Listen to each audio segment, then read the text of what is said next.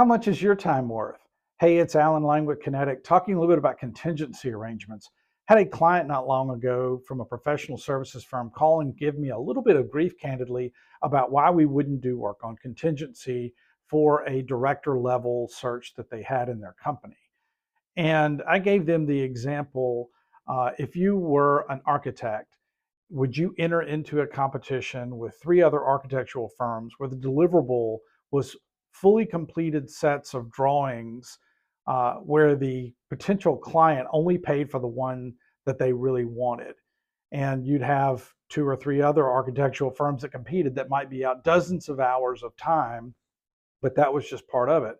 Or would you, as a lawyer, enter into a relationship where a client authorized multiple law firms to negotiate a settlement on the client's behalf, and the client got to pick out which settlement they wanted? And the answers to those questions are, of course not. You wouldn't do that. And it's the same way with a recruiter.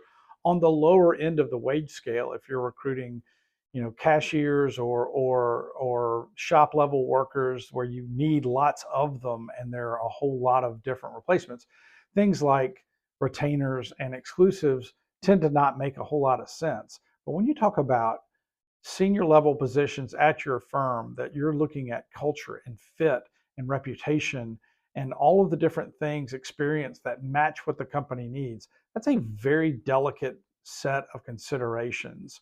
And it's one that you want someone like a lawyer, like an accountant, like an architect, like an engineer advocating on behalf of your firm.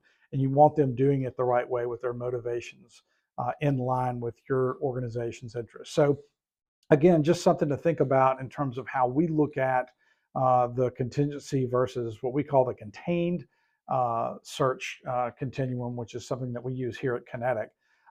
Love to hear your comments below.